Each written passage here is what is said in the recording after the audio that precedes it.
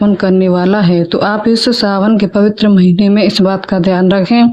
आप पावन पवित्र गंगा जी गए हैं, हरिद्वार गए हैं और अन्य स्थानों पर गए हैं और वहां पर आप सभी ने कोई दान पुण्य नहीं किया है और बस खाली वहां से जो है आपने पूजा कर दी और जल लेकर घर आ गए, उसका छिड़काव कर दिया और उसे ग्रहण कर दिया, तो यह दोष उत्पन्न करने वाला माना जाता है।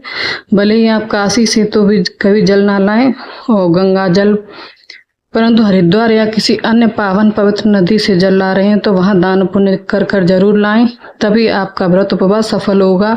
सावन में आप सभी जानते होंगे कि हरी पत्तेदार सब्जियां खाना पूर्ण रूप से वर्जित होता है और साथ ही पावन पवित्र नदियों में भी मिलावट का काफी दौर होता है, क्योंकि जो है बहुत अधिक उफान पर गंगा नदी होती है, इसकी धार बहुत तेज होती है और यह अपने साथ कई कूड़ा करकट ला रही है। हालांकि गंगा जल कभी अपवित्र नहीं होता, फिर भी आप सभी को अपना और अपने बच्चों का ध्यान रखना चाहिए। किसी भी नदी पावन पवित्र स्थान से जल पी रहे हैं तो बहुत अधिक कीट पतंगे सूक्ष्म जीव जंतु उसमें होते हैं, तो किसी भी जल को आपको जो है, जैसे कि किसी भी पवित्र स्थान का जो जल ला रहे हैं, खाली 1-2 बूंद ही जल का आप पान कीजिएगा।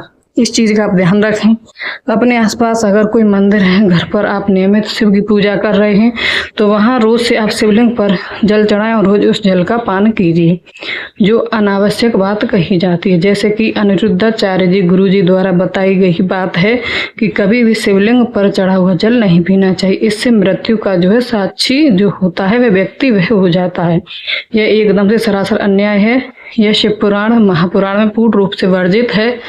यह 12वें अध्याय के 18वें श्लोक में बोलता है कि वर्णन है कि हमें रोज शिवलिंग पर जल चढ़ाना चाहिए, उसे ग्रहण करना चाहिए और साथ के साथ उस शिवलिंग का जो पूजन करते हुए अभिमंत्रित होता है उसके जल को रोज घर पर लाकर इसका छिड़काव करना चाहिए। परंतु यहाँ पर आप इस बात का ध्यान जरूर रखें कि आपको नियमित रूप से शिवलिंग पर से जहाँ भी आप मंदिर में से यह जल घर लाते हैं, पूजन करते हैं, वहाँ अपने घर से ही जल ले जाएं, अपने घर से ही ले जाएं, अपने घर से ही सारी वस्तुएं ले जाएं, तभी और जल का लाना आपका सफल होगा। आप वहां खाली हाथ जा रहे हैं, खाली लोटा लेकर जा रहे हैं, तो यह आपके व्रत उपवास को खंडित करने वाला होने वाला कार्य है। इन चीजों को आप नोट करते हुए चलिएगा, तभी आपका व्रत उपवास सफल होगा। यह कोई कार्य साधारण नहीं है, यह कार्य कोई आसान नहीं है कि नियमित रूप से शिव पूजन किया जाए, नियमित रूप से भगवान शिव की भक्ति की जाए। कई बार इसमें कई तरह के रोड़े पड़ते हैं, कई तरह की बाधाएं आती हैं, परंतु शिव भक्त नियमित रूप से पूजन पाठ करते हैं तो भाग्य तो बदलता ही है।